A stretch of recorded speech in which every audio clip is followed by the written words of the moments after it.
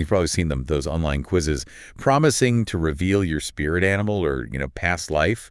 They're everywhere these days. Oh, yeah. It's fun to play around with them, but Yeah. realistically, reducing complex spiritual traditions like that to a multiple-choice quiz, it feels kind of shallow, right? Absolutely. It really does. It's like trying to understand the ocean just by, like, dipping your toe in the water. Exactly. Yeah. So today we are diving deep into Native American wisdom. Okay.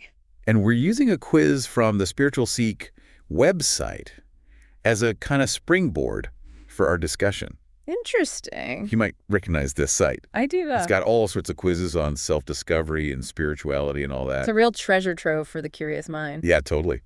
Their mini quiz, "Are you a true Native American?" caught our eye. Okay.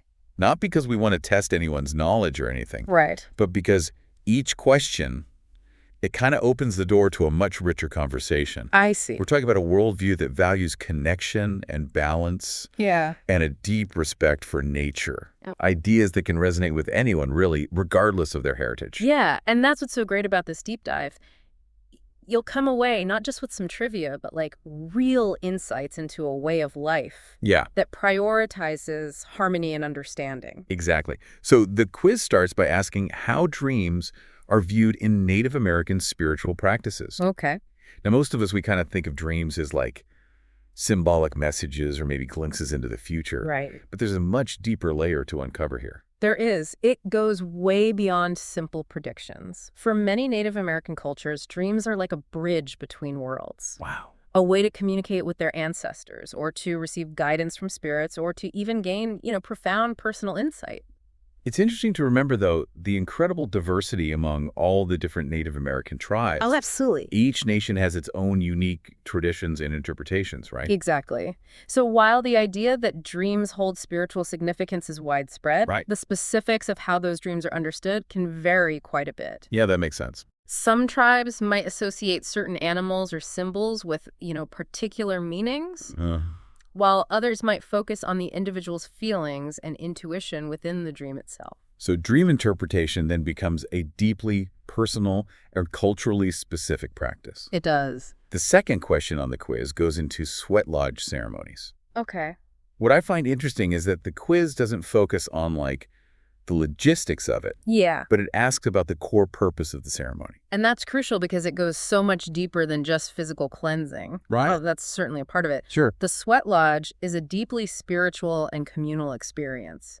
It's a ritual of purification, connection with the spirit world, prayer, and really strengthening the bonds within the community. It's not something you can fully grasp just by reading about it, is it? No, not at all. The heat, the darkness, the chanting, it's all designed to create like a truly transformative experience. Yeah. Absolutely. It pushes your boundaries physically and mentally. It's often guided by elders or spiritual leaders who help the participants navigate, that intense experience. Yeah. They use prayers and songs and specific rituals that have been passed down for generations.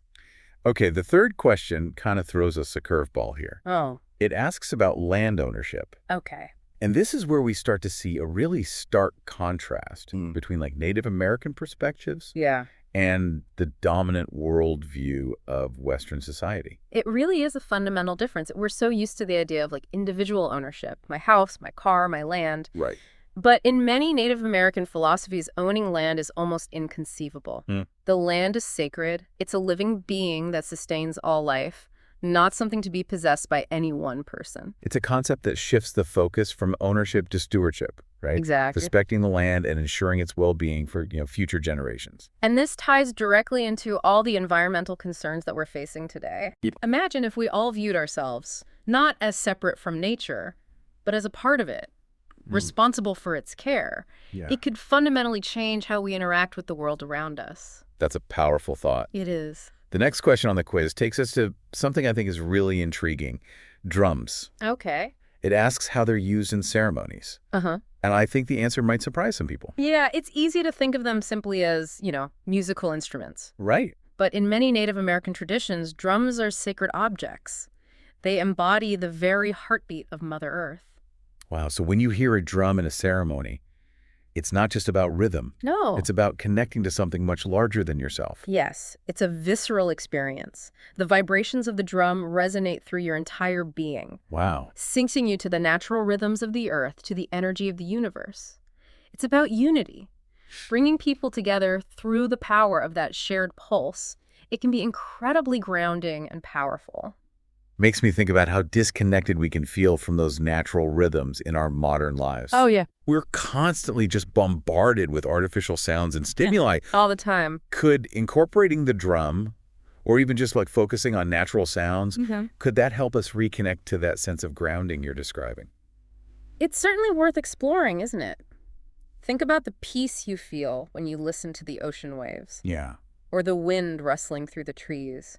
Those are the rhythms that the drum echoes, connecting us to something ancient and primal. And speaking of connecting with nature, the quiz moves on to spirit animals. Right. It's a concept that's gained like mainstream popularity. Yeah, it has. But I think a lot of people misunderstand what it truly represents. There's a tendency to, I think, romanticize it a little bit. Yeah. To think of spirit animals as, mythical creatures or deities we should worship. Right. But in Native American spirituality, it's a much more nuanced and personal relationship. So it's not about picking the animal you think is the coolest or, the most powerful. Exactly. It's about recognizing the animal that resonates with you on a deeper level. The one whose qualities reflect your strengths, your challenges, the lessons you need to learn.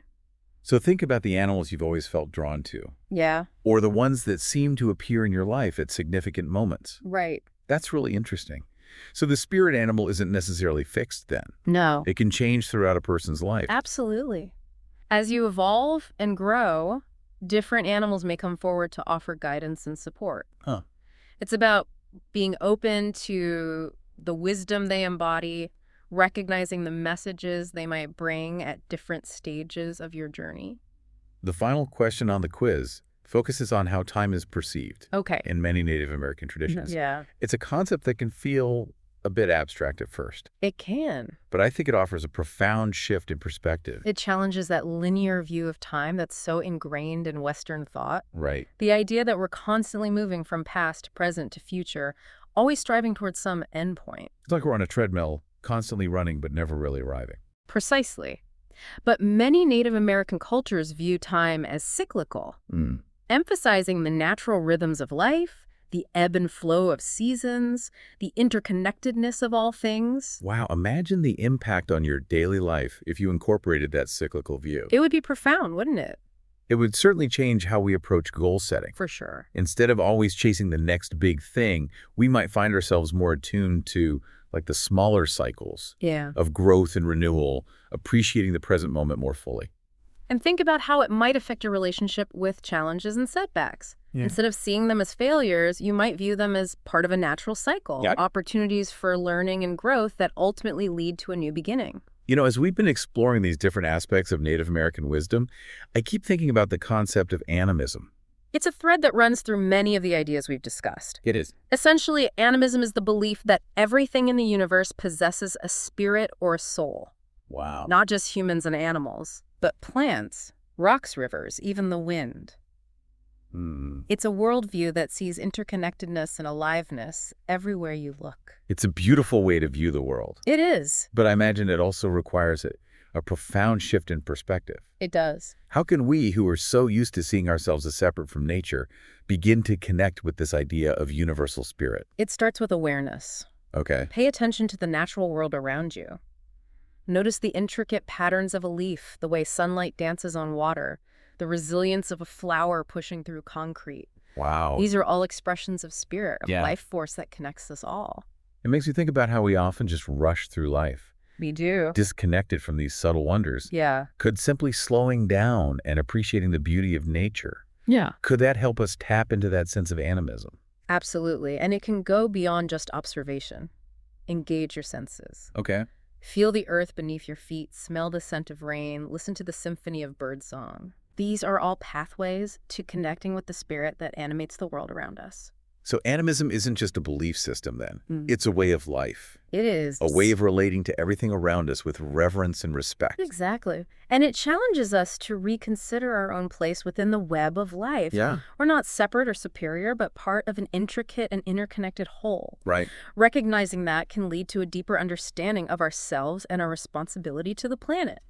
You know, as fascinating as all of this is, I think it's important to address the potential for misunderstanding or misappropriation when exploring traditions that aren't our own. You raise a crucial point. It's vital to approach these teachings with humility and respect. Right. Recognizing that they're part of living cultures, not just abstract concepts to be appropriated for personal gain. Yeah. We can appreciate and learn from these traditions without claiming them as our own. So how do we walk that line? Yeah. How do we engage with this wisdom authentically and respectfully? It starts with education. Seek out resources created by Native American authors, artists, and scholars. Listen to their voices. Learn about their perspectives firsthand. Right. Support organizations that are working to preserve and revitalize these traditions. And I imagine it's also about being mindful of the context. Yes. These teachings emerged from specific cultures and histories. Yeah. So it's important to honor that context. Right. Rather than trying to force them into our own pre-existing frameworks. Exactly. It's about approaching these traditions with an open mind and a willingness to learn. Yeah. Recognizing that true understanding requires more than just intellectual knowledge. Right. But a deep respect for the people and cultures from which these teachings originated. You know, as we're talking, I'm realizing that there's a real danger in oversimplifying complex spiritual traditions. There is. Yeah. It's something we need to be constantly aware of. Yeah. It's easy to get caught up in the allure of quick answers and easy solutions. Right. But true wisdom requires a willingness to grapple with complexity, Yeah. to embrace nuance and ambiguity. And I think that's one of the most valuable lessons we can learn from Native American wisdom, isn't it? I think so. It's not about finding the one right answer, No. but about engaging in a lifelong journey of learning and understanding. It's a journey that requires humility, respect, and a willingness to challenge our own assumptions and biases. So as we wrap up this part of our deep dive, I'm curious what one thing you hope our listeners will take away from this conversation. I think the most important thing is to remember that these traditions are alive and vibrant.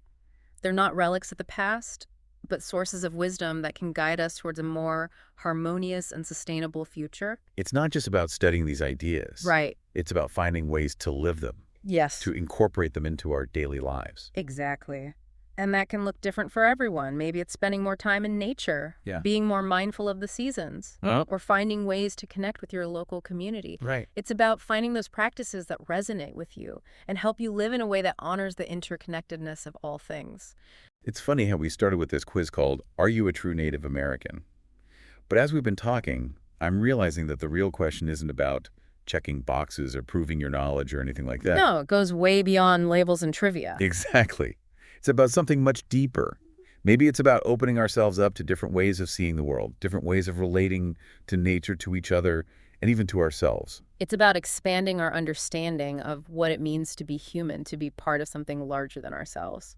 And maybe that's what it truly means to be a true anything, right?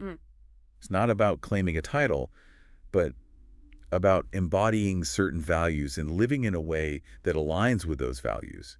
Think about your own life. What are the values that guide your actions and decisions? Yeah. How do they resonate with the ideas we've been discussing?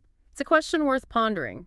And I think regardless of our background or heritage, we can all find inspiration in the wisdom of Native American traditions. So as we wrap up this deep dive, I'm curious, what's one key takeaway you hope our listeners will carry with them? I think the most important thing is to remember that these are living traditions, not just something to be studied or observed from a distance. So it's not enough to just intellectually grasp these concepts. We need to find ways to actually live them, to integrate them into our daily experiences. Exactly. And that can take many forms. Maybe it's starting to pay attention to your dreams, or exploring the natural world with fresh eyes, or seeking out opportunities to connect with your community in a more meaningful way. Or perhaps it's simply slowing down, being more present in each moment, and appreciating the interconnectedness of all things. Small shifts can make a big difference over time. Absolutely. It's about finding what resonates with you and weaving these principles into the fabric of your life. So instead of asking, are you a true Native American? Maybe the question we should all be asking is, How can I live in a way that honors the wisdom of these traditions? That's a powerful reframing. And it invites each of us to embark on a personal journey of discovery and growth. And who knows what we might find along the way? Maybe we'll even discover our own spirit animals, guiding us towards a deeper understanding of ourselves and the world around us. What a beautiful image. And remember, this deep dive is just the beginning. We encourage you to keep exploring, to seek out authentic sources, and to let these teachings inspire you to live a more connected and meaningful life. And with that, we've reached the end of our exploration. But the journey doesn't have to end here. What insights resonated with you? What questions are you still pondering? We invite you to continue the conversation, to delve deeper into the rich tapestry of Native American wisdom and discover the treasures it holds for you.